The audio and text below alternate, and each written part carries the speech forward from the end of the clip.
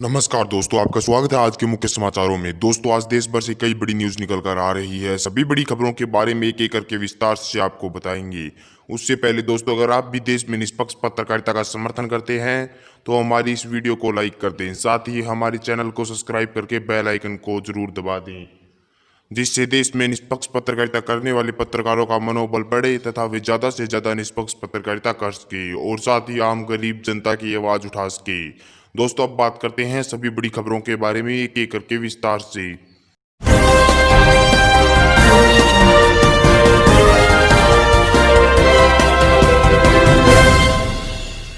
Supreme court की आजादी पर उठे सवाल। सुप्रीम कोर्ट ने बीजेपी समर्थक अर्नब गोस्वामी, अमीश देवगन को दी राहत, जबकि विरोध करने वाले शरजील इमाम और विनोद हुआ हर्ष मंदर को नहीं। दोस्तों, आपको बता दें कि अभिव्यक्ति की आजादी से जुड़े 10 मामलों में सुप्रीम कोर्ट पर अब सवाल खड़े हो गए हैं। क्या सुप्रीम कोर्ट बीजेपी के दबाव में देश में फैसले सुना रहा है या फिर सुप्रीम कोर्ट बीजेपी के दबाव में काम कर रहा है? इसके 10 उदाहरण हाल ही में हैं। दोस्तों, आपको बता दें कि इस साल ऐसे ही 10 मामले सुप्रीम कोर्ट में आए हैं। इन मामलों में उन्हीं व्यक्तियों को सुप्रीम कोर्ट ने राहत दी है जो बीजेपी का समर्थन करते हैं और जिन याचिकाओं का सरकारी वकील ने कोई विरोध नहीं किया है। जबकि जो व्यक्ति बीजेपी सरकार का विरोध करते हैं और बीजेपी का सपोर्ट नहीं करते हैं और उनका सरकारी वकील ने भी कोई समर्थन नहीं किया है, उनको सुप्रीम कोर्ट ने राहत नहीं दी है। इनमें से आपको बता दें कि हाल ही में 10 मामले ऐसे आए हैं जिनमें से बीजेपी समर्थक अर्नब गोस्वामी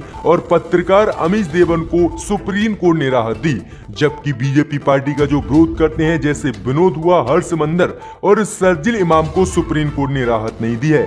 इसी को लेकर अब सुप्रीम कोर्ट पर ही सवाल उठने शुरू हो गए। क्या सुप्रीम कोर्ट वास्तव में ही बीजेपी के दबाव में काम कर कर फैसले सुना रहा है? जो बीजेपी चाहती है वो वही कर रहा है, क्योंकि राम मंदिर का फैसला आने के बाद भी सुप्रीम कोर्ट पर लगातार सवाल उठ रहे हैं। इसी बीच बढ़ते दोस्तों अगली बड़ी खबर की ओर, तो भारत से आगे निकला तुर्की। हागिया सोफिया चर्च को मस्जिद में बदलने के बाद अब 4वीं सदी की चर्च को राष्ट्रपति एर्दोगान ने मस्जिद में बदलने का किया ऐलान। दोस्तों, आपको बता दें कि भारत और तुर्की धर्म के मामले में दोनों ही देश एक समान चल रहे हैं। दोस्तों, आपको बता दें कि पिछले साल सुप्रीम कोर्ट के फैसले के बाद भारत की अयोध्या में बाबरी मस्जिद तोड़कर राम मंदिर का निर्माण शुरू हुआ।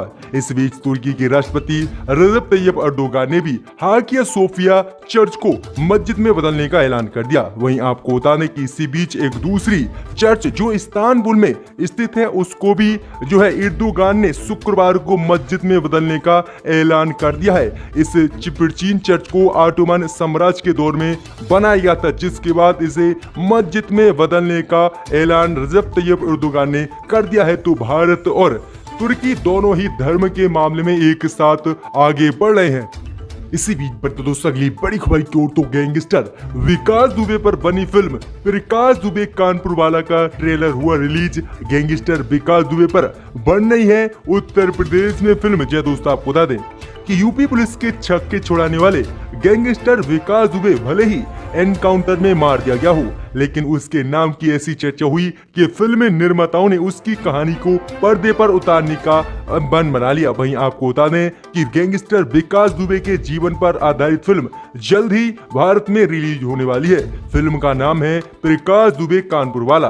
फिल्म का ट्रेलर भी हाल ही में रिलीज हो गया है, जो गोल्डन वर्ल्ड पिक्चर पर आपको मिलेगा। वहीं आपको बता दें कि प्रकाश दुबे कानपुर वाला में विकास दुबे के रोल में प्रमोद विक्रम सिंह नजर आने वाले हैं, जो विकास दुबे से काफी मिलते जुलते हैं। वहीं आपको बता दें कि विकास दुबे क्राइम की दुनिया की पूरी कहानी को इस फिल्म में बयान किया गया है। तो ये काफी बड़ी अपडेट है कि गैंगस्टर विकास दुबे के ऊपर एक फिल्म बन रही है।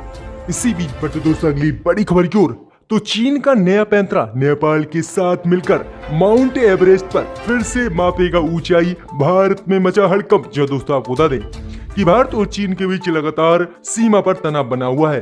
इसी बीच चीन और नेपाल के बीच माउंट एवरेस्ट की ऊंचाई मापने को लेकर एक समझौता हुआ है। इस समझौते से भारत में चिंता का माहौल है और हड़कंप मच गया है।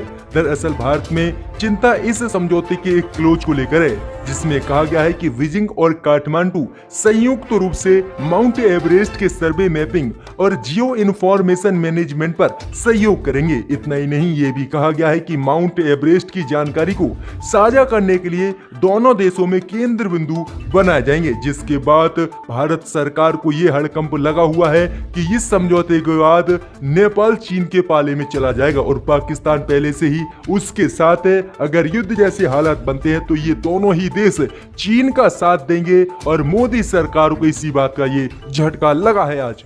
इसी बीच बट दोस्तों अगली बड़ी खबर की ओर, तो सपा नेता ने भगवान राम के अस्तित्व पर उठाया सवाल, कहा राम नाम का पूरी दुनिया में कोई व्यक्ति ही पैदा नहीं हुआ। जय दोस्तों।